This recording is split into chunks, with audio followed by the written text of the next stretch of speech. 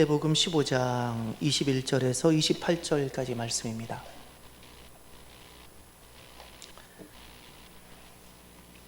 마태복음 15장 21절에서 28절까지 말씀을 한 절씩 교독합니다. 예수께서 거기서 나가사 두로와 시돈 지방으로 들어가시니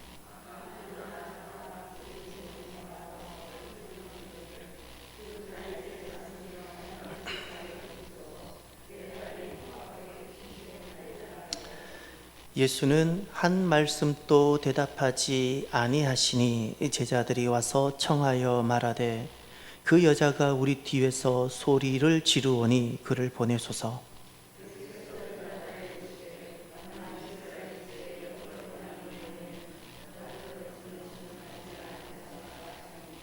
여자가 와서 예수께 절하며 이르되 주여 저를 도우소서.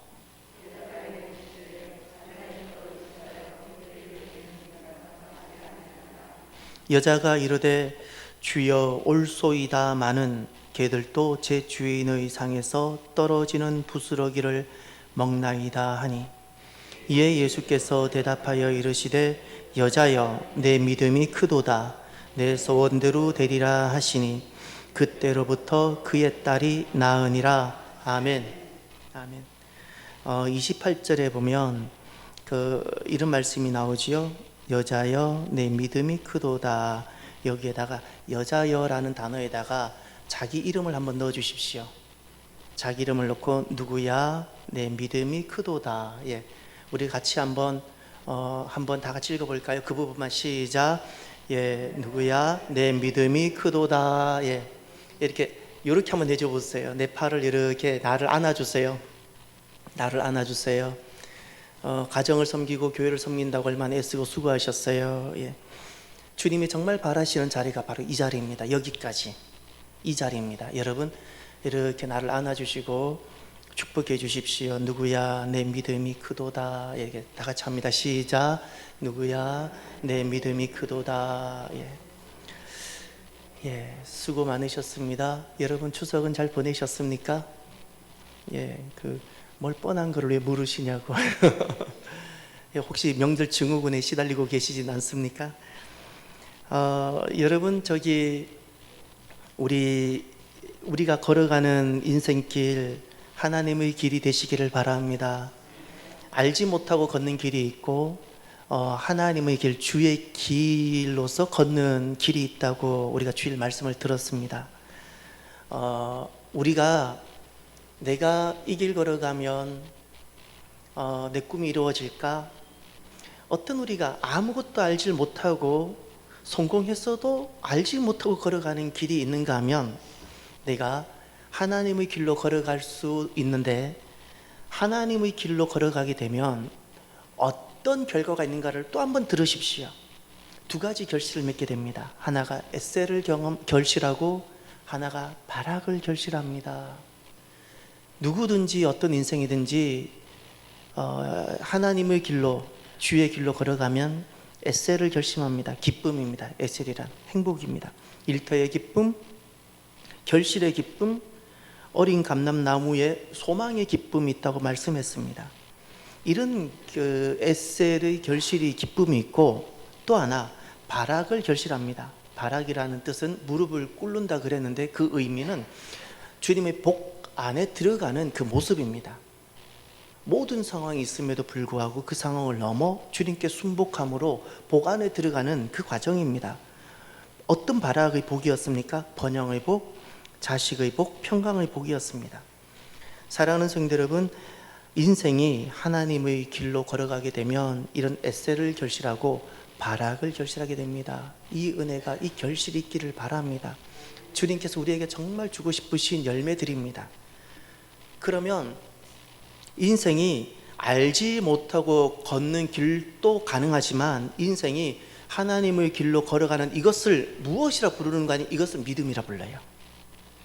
인생이 똑같이 밥을 먹고 똑같이 자녀를 키우고 똑같이 일터를 나가는데 누구는 알지 못하고 하는 모든 것이고 누구는 하나님 길로 가는 여정들이에요. 그런데 이렇게 하나님의 길로 가는 요것을, 하나님의 길로서 걷는 것을 무엇이라 부르는가니? 믿음. 그것을 믿음이라 부릅니다. 믿음. 오늘 본문에 보면 주님께서 한 사람의 믿음을 칭찬하십니다. 믿음을 칭찬하십니다. 28절을 보십시오.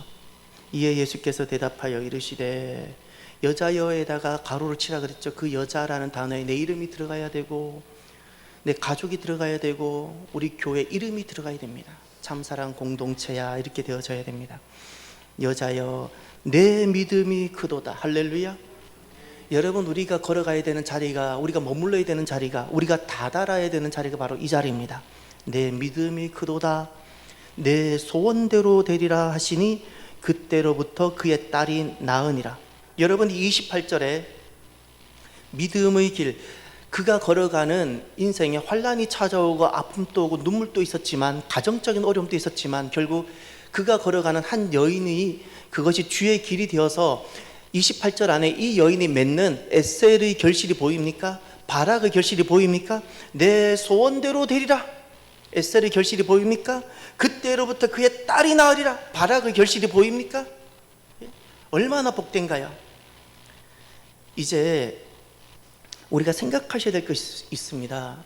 우리가 하나님을 딱 붙잡고 내가 믿음으로 걸어가는 이 길은, 내가 믿음으로 걷겠다는 그냥 각오 한마디로 저절로 되어져 가는 것이 아니라는 사실입니다. 넘어야 하는 광야들이 있습니다.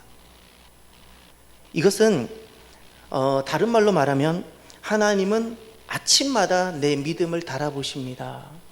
우리는 하나님이 어떤 자녀의 문제든, 내 질병의 문제든, 재정의 문제든 어떤 것을 던져놓고 이 부분을 믿음으로 주의 길, 하나님이 계시는 그 길로 오는지 안 오는지를 하나님은 아침마다, 마치 아침마다 우리를 달아보시는데, 우리는 그런 의식이 전혀 없이 어떤 문제가 생기면 그냥 세상의 어떤 흐름과 세상의 원리로 그 문제를 다루려고 그래요. 잊지 마세요. 내 모든 인생은 하나님 앞에서 다루어지는 믿음의 테스트입니다. 이 믿음의 테스트에 단 하나도 예외가 되는 것이 없어요. 하나도 예외가 되는 것이 없어요. 모든 것은 하나님께서 내 믿음을 확인하고 달아보시는 테스트들입니다. 테스트들이라고요. 테스트. 내 믿음은 아침마다 내 믿음을 확인하셔야 됩니다. 시련을 견딜 수 있는 믿음이 준비되어져 있는지, 환난을 넘어갈 믿음으로 준비되어져 있는지. 여러분, 김치는 배추가 소금에 절여져야죠. 소금에 절여져야 맛깔나는 김치가 되는데, 소금에 절여지지 아니하면 시퍼렇게 본인이 살아있으면 김치 안 되지요. 아시잖아요. 아침마다 내가 믿음에 절여져 있어야 되는데 시퍼렇게 내가 살아서 세상의 원리로 내게 다가오는 문제를 해결해요? 시퍼렇게 살아가지고 하나님 나라 김치 성도는 되지 못합니다. 하나님 나라 맛을 내지를 못해요. 이 땅에서 우리가 하나님 나라, 우리가 믿음이라는 것은 그저 교회를 출석한다는 뜻이 아닙니다. 정말 주님이 계시기에 잊지 마세요. 믿음이라는 것은 자기 신념도 아니고 종교성이 아닙니다. 예를 들어 이런 거죠. 내 아버지가 계세요. 제게도 자녀가 있죠. 제 자녀가 아버지가 있으니까 하는 어떤 거예요. 아버지가 없으면 할 수가 없는 거예요. 아버지가 있으니까 하는 거예요. 여러분에게 정말 하나님이 계시면 하나님이 계시기에 할 수 있는 어떤 것들이 나와야 되는 거예요. 자녀의 문제가 다가오든 재정의 문제가 다가오든 어떤 것이든 그 문제가 하나님을 부재시키고 다루면 안 되고, 하나님이 계시는 가운데 하나님이 이 모든 것이 주인이고 하나님이 계시는데 이것을 다루는, 하나님 가운데 이 문제를 다룰 수 있어야 돼요. 이 문제를 우리는 아침마다 테스트를 받아야 됩니다. 왜냐하면 하나님은 이런 문제를 던져놓고 하나님은 한 가지만 확인하십니다. 다른 것 찾지 않았어요. 세상에서는 우리 능력을 대단히 귀하게 여기죠. 하나님은 우리에게 있는 능력은 50보 100보고요. 하나님은 우리에게 능력은 하등의 의미가 없어요. 죄송하지만 하나님의 능력으로도 모든 것이 가능하기 때문에 우리에게 찾으시는 것이 딱 한 가지입니다. 믿음입니다. 이런 상황 저런 상황, 이런 위기 저런 위기, 이런 다급함 저런 다급함이라는 과제 앞에 너는 여전히 하나님이 계시고 나와 함께하고 내가 이 모든 것을 다스리고 있다는 것을 너는 인정하고 신뢰하느냐의 문제입니다. 내 믿음은 아침마다 테스트 되어져야 되고, 모든 상황에 믿음은 테스트 되어져야 되고, 하나님은 모든 것으로 내 믿음을 확인하시길 원하십니다. 아브라함, 무려 하나님은 40년 정도를 그의 믿음을 확인하셨습니다. 75세에 부르셔서 이삭이 번제드리기까지. 이삭이 10대 소년입니다. 사춘기 소년. 그때까지 약 40년을 아브라함은 하루도 빠지지 않고 하나님은 아브라함의 믿음을 테스트하셨어요. 우리라고 예외가일까요? 지금 또 우리의 예배의 모습과 우리의 가정, 우리 개인 모든 것을 통해서 하나님은 나에게 주어지는 상황들을 보시고 그 상황을 믿음으로 가는지 그냥 세상 사람들이 살아가는 길로 가는지를 보기를 원하십니다. 오늘도 저와 여러분들이 주의 길이 되기를 바랍니다. 그러려면 내가 걸어가는 이 길이 하나님의 길이고, 그래서 믿음의 길을 바란다면 세 가지 광야를 넘으시길 바랍니다. 세 가지 광야를 넘으십시오. 하나가 포기 광야입니다. 포기 광야. 오늘 본문을 보십시오. 21절에 보면 예수께서 거기서 나가사 두로와 시돈 지방으로 들어가시니 가나안 여자 하나가 그 지경에서 나와서 소리질러 이르되 주 다윗의 자손, 거기 꺾은 가로로 묶으세요. 주 다윗의 자손이여 나를 불쌍히 여기소서. 거기 내 딸이 흉악하게 귀신 들렸나이다. 들렸나이다까지 꺾은 가로로 닫고 어디를 중요하게 여겨야 되냐면 주 다윗의 자손이여 나를 불쌍히 여기소서, 요겁니다. 그 뒷부분은 개인마다 상황이 달라질 겁니다. 그러나 전반부가 중요합니다. 주 다윗의 자손이여, 다른 말로 하면 예수 그리스도, 예수님이라는 겁니다. 예. 주 예수 그리스도여 나를 불쌍히 여기소서. 예. 나를 불쌍히 여기소서. 예. 지금 이 여인은 두로와 시돈이라 그러죠. 이 지역을 마가복음에는 스로보니게라고 했는데 정확하게 세계 지리로 말하면 시로페니키아 지역을 말합니다. 예, 시로페니키아 지역, 페니키아 지역입니다. 여기는 흔히 말해서 이방의 땅입니다. 가나안 여인이 이제 그곳에 가서 살고 있는 겁니다. 시로페니키아, 그걸 스로보니게라고 이야기합니다. 그런데 여기에 이 여인에게 고통스러운 상황이 찾아왔습니다. 환란이 찾아왔습니다. 내 눈에 넣어도 아프지 않은 딸이 어떤 연유에서는지는 알지를 못하지만 흉악하게 그만 귀신이 들렸는데 이 문제가 해결이 되지 않습니다. 얼마나 아프겠습니까? 얼마나 고통스럽겠습니까? 사랑하는 성도 여러분, 우리 인생에 찾아오는 고통은 어떤 의미가 있을까요? 이 여인에게 찾아온 아픔은 어떤 의미가 있을까요? 그저 그 문제를 그저 해결하라고만 주어졌을까요? 질병이 찾아왔어요. 이 여인에게는 고통스러운 딸에게 귀신이 들렸어요. 우리의 인생에 살다가 보면 다양한 아픔과 눈물 상황이 찾아오죠. 어떤 의미일까요? 주님께 나오라는 신호입니다.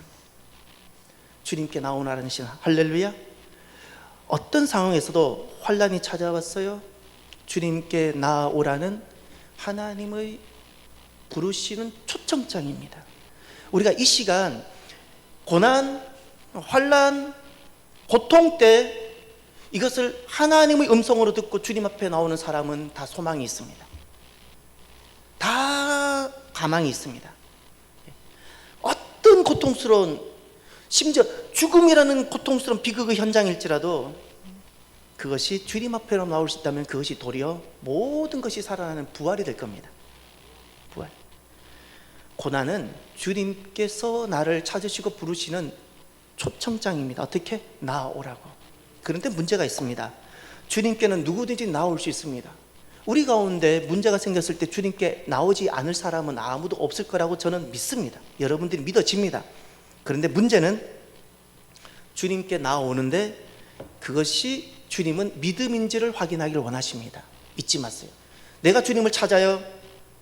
내게 있는 아픈 문제를 가지고 눈물을 가지고 내가 주님 앞에 나와요. 주님은 귀하게 여기세요. 그런데 주님은 그것이 믿음인지를 확인하기를 원하세요. 주님이 그것이 내 믿음인지를 확인하기를 원하시는 방법이 무엇일까요?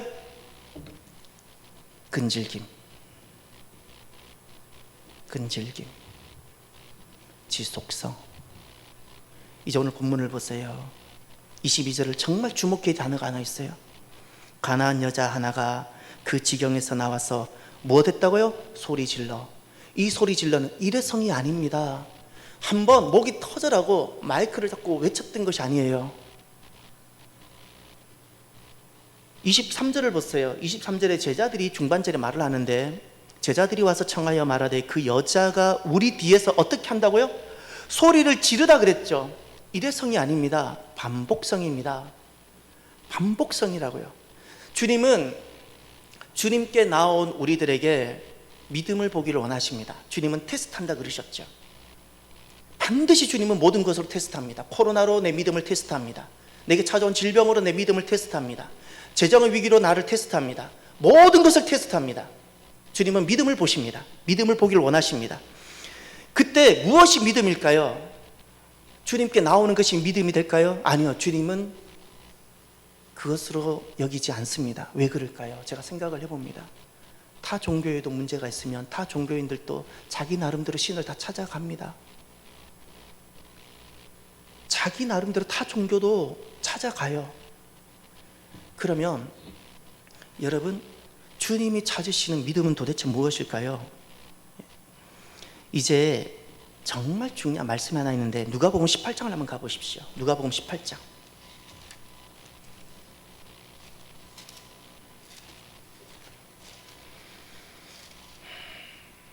타 종교에도 문제가 있으면 나아가서 기도하고, 자녀가 입시철 되면 가서 100일 불공 드리고, 이제 주님께서 말하시는 우리의 믿음, 찾으시는 믿음이 있습니다. 18장 1절이 너무 중요한데 다 같이 읽어볼까요? 예수께서 그들에게 항상 기도하고 낙심하지 말아야 할 것을 비유로 말씀하여. 아멘. 그 비유 내용이 우리가 잘 알고 있는 과부와 재판장 비유입니다. 불의한 재판장인데 그 과부가 불의한 재판장을 만나는 건데, 핵심을 보십시오. 5절을 보세요. 번거롭게 하다 되어져 있죠. 이 번거롭게 하다는 것은 지속성을 말합니다. 반복입니다. 그리고 5절 하반절, 늘 와서 그랬죠. 반복입니다. 그 다음 7절을 보세요. 그 불의한 재판장 비유를 통해서 예수님께서 주시는 교훈이 그것입니다. 하물며 하나님께서 그 어떻게 밤낮 부르짖다 그랬죠. 예, 별표를 쳐두세요. 밤낮 부르짖다. 그리고 18절 마지막, 8절을 보세요. 마지막 제일 마지막 하반절을 보세요. 인자가 올 때에 세상에서 무엇을 보겠냐? 믿음이라 그랬죠. 그것을 밤낮 부르짖는 것과 믿음을 연결시켜 주셨는데, 그 밤낮 부르짖는 것이 무엇인가를 보셔야 돼요. 1절로 올라갔어요. 1절. 주님이 바라시는, 찾으시는 믿음은 이것입니다. 주님 앞에 환난 때문에 나오는 성도들, 주님은 무엇을 보기를 원하시는가 하는 1절 다 같이 읽겠습니다. 예수께서 그들에게 항상 기도하고 낙심하지 말아야 할 것, 그것이 믿음입니다. 항상입니다. 항상입니다. 항상. 이 문제가 아직도 ing인데도 항상일 수 있어야 됩니다. 이 문제는 조금 또 요동하지 않고 있음에도 불구하고 나는 항상일 수 있어야 됩니다. 그런데 더 중요한 것이 있는데, 아무런 요동이 없고 여전히 내 딸은 문제가 여전히 남아있는데도 낙심하지 않을 수 있어야 됩니다. 누구 때문에? 주님 때문에. 할렐루야. 낙심하지 않을 수 있어야 됩니다. 내 인생에 어떤 산과 같은 문제가 내게 닥쳐도 내가 항상 기도한다는 것은, 기도라는 것은 종교적 어떤 행위가 아니라, 기도라는 것은 내게 산더미 같은 문제가 찾아왔을 때 내가 주님 앞에 나아간다, 주님을 찾는다라는 뜻입니다. 내가 주님 앞에 나아가고 내가 주님을 찾는 이것, 그리고 어떤 일이 있어도 무엇하지 않는다고요? 낙심하지 않는다. 그 이유는 무엇인가요? 누구 때문에? 그 문제가, 내 딸의 문제가 잘 해결될 것이기 때문에 낙심하지 않는 것이에요? 아니요. 낙심하지 않는 이유를 어디에 두고 있습니까? 주님. 할렐루야. 이것입니다. 중요한. 이 문제가 내 생각대로 해결될 것이다, 거기에 낙심의 기준을 두고 있지 않고, 낙심의 모든 이유를 어디에 두고 있습니까? 주님께 두고 있는 거예요. 주님이 선하세요. 주님이 완전하세요. 주님이 옳으세요. 믿습니까? 그래서 낙심하지 않는 거예요. 그래서 타 종교에도 기도가 있는데, 100일 불공도 있는데 우리가 무엇이 다른가? 이것이 다른 겁니다. 우리는 그 모든 것을 누구에게 두고 있습니까? 주님. 주님께 두고 있는 겁니다. 그래서 포기라는 광야를 넘을 수 있어야 됩니다. 멈추고 싶고, 내가 멈췄다는 핵심의 개념은 그겁니다. 기도를 함에도 불구하고 멈춘 것이 있습니다. 낙심했어요? 나는 기도를 했는데도 낙심해요? 포기했던 겁니다. 주님께 소망을 두면 절대 포기라는 건 불가능합니다. 주님께 소망을 두십시오. 모든 문제 주님을 찾으십시오. 환난은 주님께서 나를 부르시는 하나님의 초청장입니다. 주님께 나오십시오. 그리고 지속하십시오. 낙심하지 마시고, 이 포기라는 것은 어떻게 넘는가?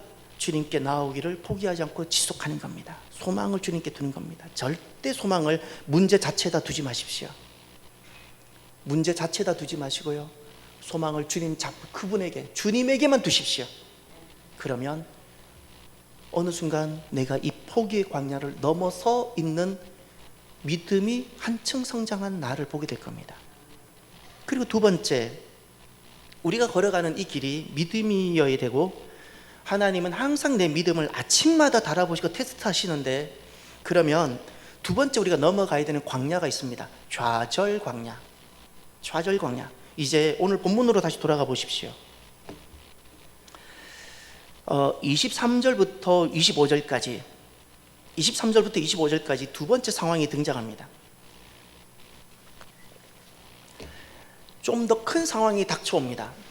첫 번째는 지극히 개인적인 자기 내면의 문제라면, 주님께 소망을 두고 낙심하지 않는 개인적인 문제라면, 두 번째는 나를 좌절시킬 만한 상황이 형성됩니다. 이제 23절을 보십시오. 예수는 한 말씀도 대답하지 아니하시니. 자, 두 번째, 제자들이 와서 청하여 말하되 그 여자가 우리 뒤에서 소리를 지르오니 그를 보내소서. 세 번째, 예수께서 대답하여 이르시되 나는 이스라엘 집에 잃어버린 양 외에는 다른 데로 보내심을 받지 아니하였노라 하시니. 좌절 광야입니다. 우리가 아마 이런 일들을 우리가 신앙생활 하다가 교회 안에서 겪게 되면 좌절되지 않겠습니까? 이 여인이 얼마나 고통스러웠겠습니까? 여기에 세 가지 우리를 좌절케 하는 일들이 나옵니다. 첫 번째가 주님에 대한 오해로 인한 좌절. 예수는 한 말씀도 대답하지 아니하시니. 부르짖기도 전에 먼저 찾아오셨던 주님이신데 왜 주님은 이 여인에게, 이 고통스러운 여인에게 왜 아무 말씀하지 않으시죠? 우리는 언제 좌절을 하는가? 주님에 대한 오해입니다. 주님은 두로와 시돈 사람들은 사랑하지 않으신가 봐. 주님은 유대인들은 사랑하지만 나는 싫어하시나 봐. 주님에 대한 오해들을 참 이렇게 살아가면서 목회를 하면서 우리들 안에 주님에 대한 얼마나 많은 오해들이 있는가를 봅니다. 주님에 대한 오해들. 이 문제도 어떻게 접근하면 이 문제가 잘못되는 거 아니? 주님은 지금 이 여인의 믿음을 계속해서 달아보시는 과정인데, 부모가 내 자녀를 더 성장시키기 위해서, 선생님이 학생들을 더 잘 학업하게 하기 위해서 선생님들이 이끌어가는 과정들이 있죠. 부모가 자녀들을 이끌어가는 과정이 있죠. 예수님이 우리 하나님 백성들을 이끌어가는 과정이 있는데, 그 예수님의 마음은 다 잃어버린 채 이것을 보고 예수님을 오해하는 경우들이 있어요. 예수님 왜 이러셨지? 있을 수 있나? 어떻게 이스라엘 집에만 간다고 말할 수 있지? 너무 비장하신 거 아니야? 어렸을 때 우리 자녀들에게 단 것 너무 안 먹였죠. 그때 자녀들이 오해할 때 서운하시죠? 주님도 마찬가지십니다. 주님은 우리 하나님 백성들을 더 성장시키고 더 믿음을 단련시키기 위해서 때로는 조금은 혹독하기도 하실 수가 있는데, 그때 우리가 오해하는 겁니다. 주님은 나를 안 사랑하시나 봐. 내게 은혜 안 베푸시나 봐. 여러분, 저를 따라해 주세요. 부족한 제가 경험했던 것이 있는데 주님은 항상 선하세요. 주님의 인자하심은 변함이 없어요. 나나 우리 모두에게 동일합니다. 이스라엘뿐만이 아닙니다. 우리 대한민국뿐만 아닙니다. 온 땅의 사람들, 이슬람 아직 돌아오지 않는 이슬람 사람들, 아직 어둠 가운데 있는 저 공산권 사람들 다 동일합니다. 주님은 사랑하십니다. 믿습니까? 주님에 대한 오해를 다 씻으십시오. 우리가 언제 좌절하는가? 주님에 대한 오해입니다. 하나님이 얼마나 선하시고 인자하신지에 대한 조금 더 의심을 갖지 마십시오. 차라리 사람에 대한 의심은 가져도 차라리 괜찮습니다. 주님에 대한 것만큼은 의심하지 마십시오. 두 번째 보면 왜 좌절이 생기는가? 동력자들로 인한 좌절입니다. 23절에 보면 제자들이 등장하죠. 제자들은 아마 그랬을 거예요. 지금 주님께서 두로와 시돈 지방으로 가실 때 제자들은 주님을 잘 섬기려는 마음으로 좀 주변에 덜 중요해 보이는 것을 좀 가지치고 싶어서 아마 했을 겁니다. 제자들 나름대로 충성된 마음이에요. 그런데 내가 교회를 잘 섬기고 주님을 잘 섬기려는 이런 충성된 마음이 또 누군가에게는 그 아픔이 될 수도 있는 여정이 될 수 있어요. 기대치가 다르고 이런 문제가 저런 아픔을 낳을 거라는 것을 조금도 알지 못한 채 이 동력자들로 인한 좌절이 생길 수 있어요. 동력자들이 실수도 있고 동력자들이 지나침도 있을 수 있고. 그 다음 세 번째를 한번 보십시오. 세 번째 24절, 예수께서 대답하여 이르시되 나는 이스라엘 집에 잃어버린 양 외에는 다른 데로 보내심을 받지 아니하였노라. 여러분, 이것을 가지고 지금 이렇게 접근하지는 말아 보세요. 여기서 잃어버린 집은 누구일까? 이스라엘만 말하나? 12지파인가? 여기서 잃어버린 그런 사람은 누구일까? 28절로 꼭 돌아가셔서 보세요. 주님께서 이 여인을 기다리고 있었던 자리가 이 자리입니다. 여자여, 내 믿음이 크도다. 주님은 처음부터 28절에서 이 여인을 보고 계셨어요. 28절에서 이 여인을 보고, 이 여인이 이런 시련 저런 광야를 다 넘어서 주님이 계시는 28절까지 오기를 주님은 정말 간절히 바라고 초조한 심정으로 이 여인이 이 모든 과정을 견디고 오기를 바라시는 거예요. 이 세 번째가 무엇인가 하니 시험이 되는 응답이 왔는데 내 예상과 너무 달라요. 그토록 바라는 응답이 내 결과와 안 맞아요. 오히려 이것이 결과가 도리어 시험이 돼요. 시험이 되는 응답으로 인한 좌절. 그렇게 내가 간절히 기도했는데 결과가 다르게 나왔어요. 내 기도가 그동안 아무런 의미가 없는 것처럼 되어버린 거예요. 포기하지 않고 지속적으로 주님 앞에 나와왔는데 결과가 아니네, 나는 이스라엘 집 잃어버린 양이네, 나는 아니네. 결과가 아닌 거예요. 응답인데 응답이 시험이 돼요. 응답이 시험이 되는 그것으로 인한 좌절. 여러분, 이런 좌절이 이 여인에게만이 아니고 우리들에게도 옵니다. 여러분, 이 나를 좌절케 할 만한 이런 것들을 넘어가는 저와 여러분이 되기를 바랍니다. 절대 주님에 대한 오해 갖지 마십시오.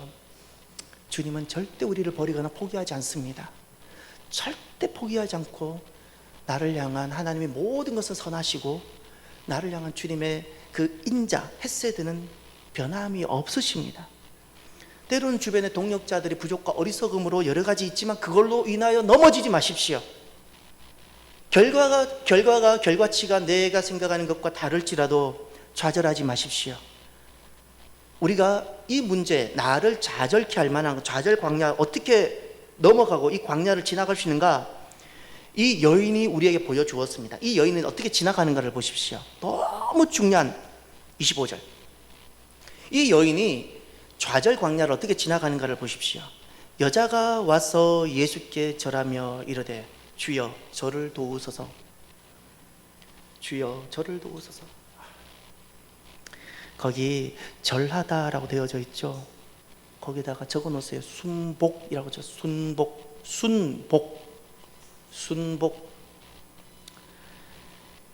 내 인생에 좌절이 생기고 오해가 생기고 동력자들에는 아픔이 생기고 응답이 기대치가 전혀 나와 달랐을 때 이 광야를 우리가 어떻게 넘어가냐고요? 주님 발 앞에 내가 엎드리는 거예요. 딱 한 가지. 그저 주님 발 앞에, 주님 발 앞에 내가 엎드려요. 그냥 순복해요. 내 안에 나도 모르게 주님에 대한 의심과 오해가 일어날 때 내가 주님 발 앞에 그냥 순복하는 거예요. 함께 해야 될 동력자들이 나에게 아픔을 주기도 하고 동력자들에는 좌절이 생길 수 있습니다. 제가 그거 인정합니다. 그때 이 문제를 인간적인 방법으로 풀기보다 어떻게? 절대 그렇게는 광야를 못 넘어갑니다. 광야 속에 소용돌이 속에 휘말립니다. 어떻게? 내가 주님 발 앞에 가서 순복합니다. 내가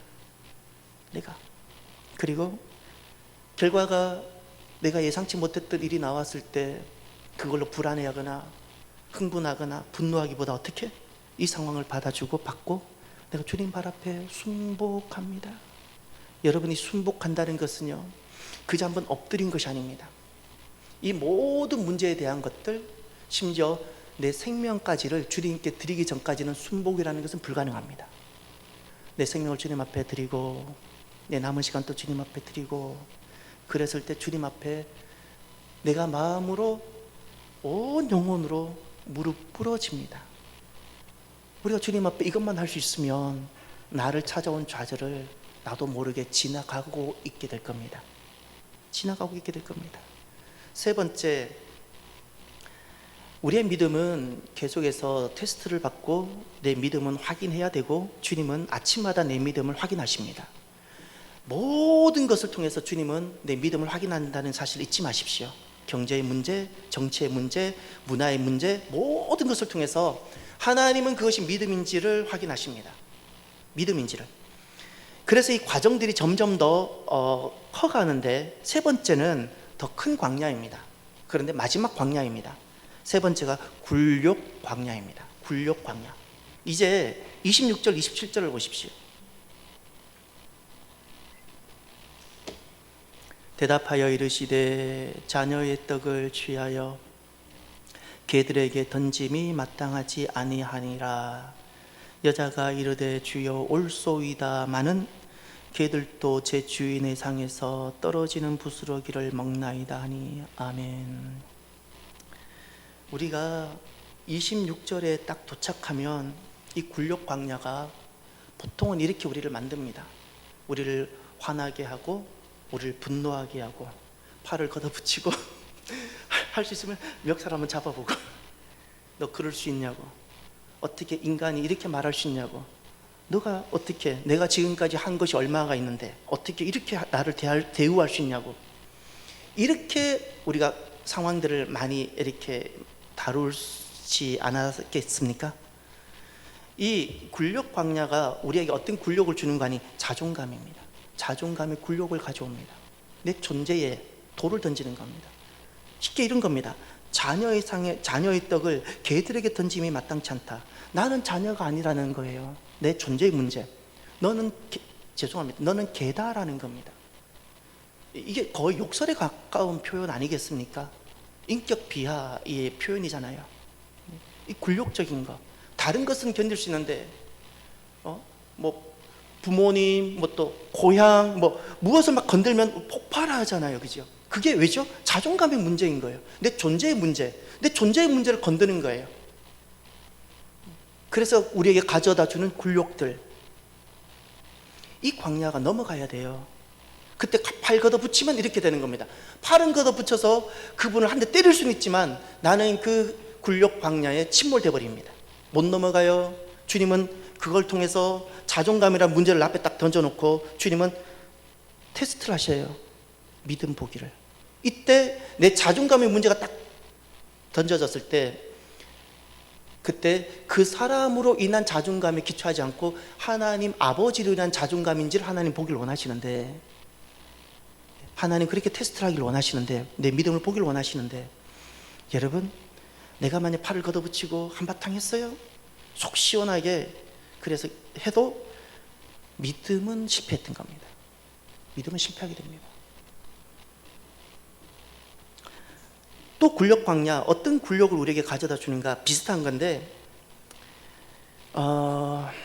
저는 이 단어가 참 제 마음이 아픕니다. 개들이라는 표현 있죠. 이 여인이 얼마나 마음이 아팠을까 생각이 듭니다.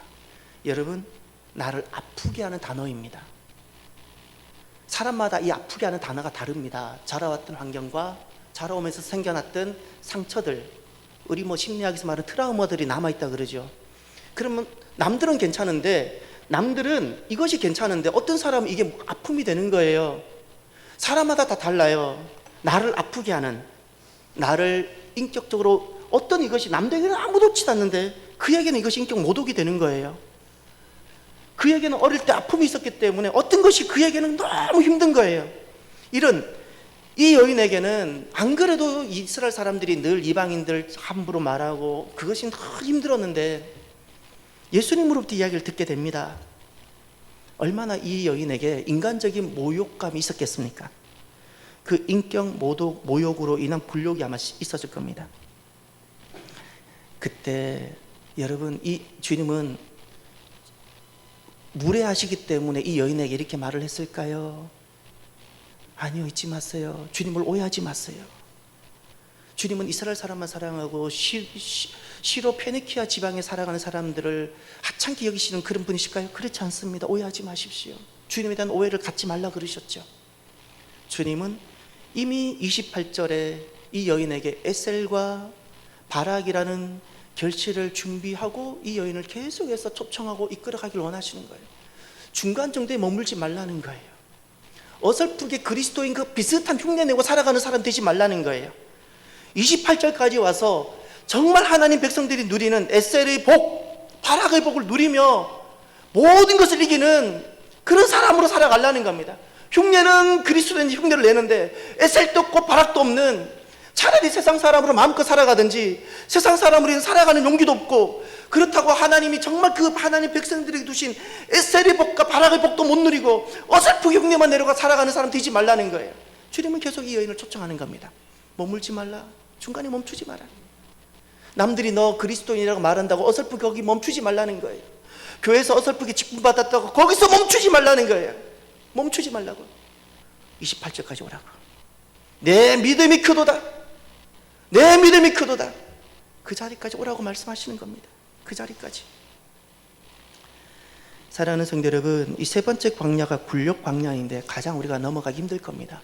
내 뿌리를 건드는 부분이고 내 자존감을 건드는 문제고 내 인격에 손상을 주는 부분이기 때문에 아주 어려울 수 있을 겁니다. 그때 이 여인이 어떻게 했는가를 보세요. 나는 가끔 27절 이 여인의 모습을 보면서 눈물이 납니다. 27절, 이 여인이 나는 눈물로 고백했다고 생각하고요. 여인은 눈물이지만 주님은 얼마나 기뻐 춤을 추셨을까. 저는 27절에 주님께서 춤을 추는 모습이 느껴져요. 여인은 눈물로 고백하는데 예수님이 춤을 추고 계세요. 여러분, 우리가 눈물로 고백할 때 주님께서 내 눈물로 주님이 춤을 추셨으면 좋겠어요.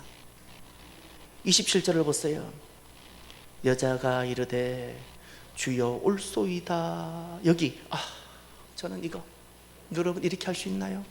누군가가 나에게 돌을 던지는데, 돌을 던지는 것도 어설프게 던지는 것이 아니라 내 자존감에, 내 인격에, 내 뿌리를 건드는 돌을 던질 때 변명하지 않고 대항하지 않고, 그래 맞아요, 저는 돌 던짐 받을 만해요, 나는 그래요 라고 말할 수 있나요? 이 여인이 이렇게 말합니다. 주여 올소이다마는, 이것은 예수님이 하신 이 모든 말씀에 변명하거나 설명하지 않았어요. 예수님 저 이런 사람이에요, 구구절절하게 설명하지 않았어요. 시인을 합니다. 이 말의 핵심은 이 여인은 자기 자격에 기초하지 않았다는 뜻이에요. 굴욕 광야를 언제 넘어가는가? 굴욕 광야, 자기 자격에 기초하는 순간 못 벗어납니다. 자기 자격, 자기의, 나는 죄인입니다. 예 맞습니다 주님, 저는 개입니다. 저는 개와 같은 사람입니다. 저는 죄인입니다. 개보다도 못합니다. 이 여인은 자기를 부정하지 않고 시인을 하고 자기 의에 기초하지 않습니다.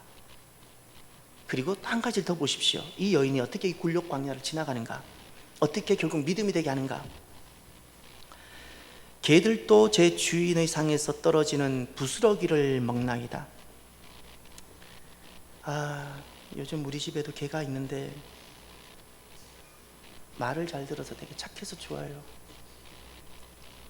요즘 저희들이 거실에 밥상을 놓고 밥을 먹는데 얼마나 먹고 싶겠어요. 우리도 먹고 싶은데. 그러면 우리가 안 주잖아요. 턱을 제 무릎에 탁 걸쳐요. 턱을 탁 걸치고 제 탁 양반하고 있는 다리에 턱을 탁 걸치고 구슬픈 눈빛으로 저만 보고 있어요. 제 마음을 막 흔들어요. 그러다가 제가 실수로 뭘 떨어뜨리면 자기 거예요. 실수로 떨어뜨리면 자기 거예요. 참 끝까지 기다려요, 이놈이. 이 여인 고백을 보세요. 저는 눈물이 아니면 이 말씀을 못 보겠더라고요. 개들도 제 주인의 상에서 떨어지는 부스러기를 먹나이다. 자기가 개가 아님을 설명하거나 자기가 얼마나 괜찮은 사람인지를 입증하지 않았고요. 주님이 개라고 말했을 때 그걸 받아들이고 개가 받을 수 있는 그 은혜를 구했어요. 여러분, 죄인이 받을 수 있는, 의인이 내가 얼마나 괜찮은 사람인데 주님 나 같은 사람이니까 제가 얼마나 기도를 많이 했는지 아세요? 제가 교회가 세워지는데 얼마나 큰 공로가 있었는지 아세요? 이렇게 나온 것이 아니라 주님께서 개라고 말했을 때 주님 저 개입니다. 그런데 개들도 주인의 상에서 은혜를 입더라고요. 이렇게 말하는 겁니다. 개들도 받을 수 있는 그 은혜, 죄인들이 받을 수 있는 그 은혜, 그것을 구했어요. 그게 무엇일까요? 헤세드. 헤세드. 자기 의에 기초하지 않고요. 주님 저 죄인입니다. 그런데 죄인들도 주님 사랑하시잖아요. 내가 잘난 것도 없고 내가 허물이 많은 여인이지만 주님은 죄인들, 라합이란 죄인, 룻이란 죄인, 다윗이란 죄인들, 주님 그들에게 헤세드 은혜를 베풀어 주셨지 않습니까? 부스러기 그 은혜를. 주님 제가 개입니다. 죄인입니다. 떨어지는 부스러기, 죄인들에게 떨어지는 그 헤세드 은혜를 주님 제게 주십시오. 그거 구했어요. 그래서 굴욕 광야를 넘어갑니다. 굴욕 광야. 이 여인이 말했던 핵심은 그겁니다. 내 의와 내 자격에 기초하지 않았어요. 신앙생활, 내 의, 내 자격에 기초하면 반드시 굴욕 광야는 못 통과합니다. 자기 이름표, 자기 공로, 자기 이 자기 갖고는 절대 통과가 불가능한 곳이 마지막 세 번째 광야입니다. 굴욕 광야. 반드시 넘어져서 그는 계속 여기서 뺑뺑뺑뺑 돌게 될 겁니다.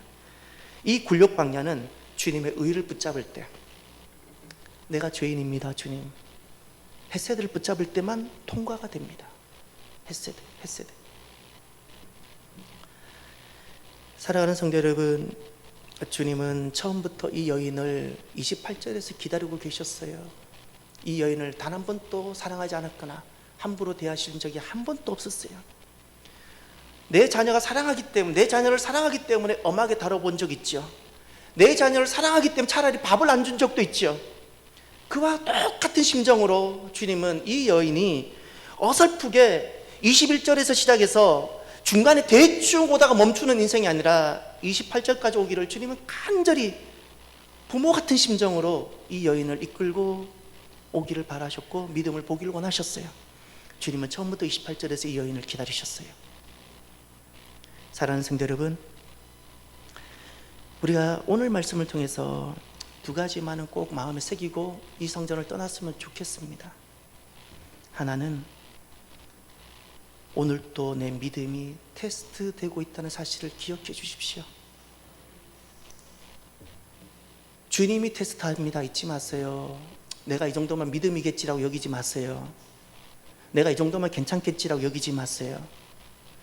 주님이 날마다 내 모든 상황, 내 모든 것을 통해서 주님은 믿음을 보기를 원하세요. 왜냐하면 우리가 가는 길이 주의 길이기를 원하시기 때문에, 알지 못하고 가는 길이 아니라 주의 길이기를 원하시기 때문에 주님은 이런 문제를 던져놓고 또 이런 문제 직면하고 있는 나, 주님은 가슴을 열고 그 안에 믿음이 있나를 지금 또 테스트하십니다. 또 하나 꼭 우리가 기억하셔야 될 말씀이 있어요. 오늘 말씀을 닫으면서 주님은 수로보니게 이 여인 처음부터 28절에서 기다리고 계셨다는 사실을 기억하십시오. 지금도 마찬가지입니다. 우리에게 어떤 이슈를 던져놓고 주님은 28절에서 나를 기다리고 계세요. 주님은 큰 그림을 그리고 28절에서 주님은 우리로 그곳까지 오기를 지금 또 주님은 기다리고 계세요. 그 자리는 헷세드가 아니면 절대 나아가지 못합니다. 헷세드가 아니면 성전에 나올 때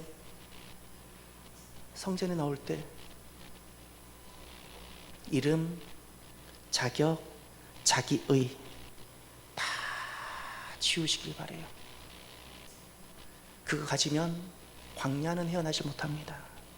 내가 교회를 섬긴다는 공로 버리세요. 그 공로가 나로 하여금 믿음이 되게 하지 못합니다. 그 모든 섬김은 그저 감사요 은혜여야 됩니다. 더 섬길수록 그냥 감사하고 은혜여야 됩니다. 감사요 은혜. 그저 나에게는 딱 한 가지만 있어야 됩니다. 주님, 저는 개와 같은 죄인입니다. 그런데 주님, 그 개들도 자기 주인의 상에서 떨어지는 부스러기 은혜를 입지 않았습니까? 주님, 죄인들 주님 사랑하셨지요? 죄인들 받아 떨어 먹었던 그 헷세드 은혜를 오늘 제가 구합니다. 요 자리입니다. 요 자리 하나가 오늘 저와 여러분들의 길을 바랍니다. 기도합시다.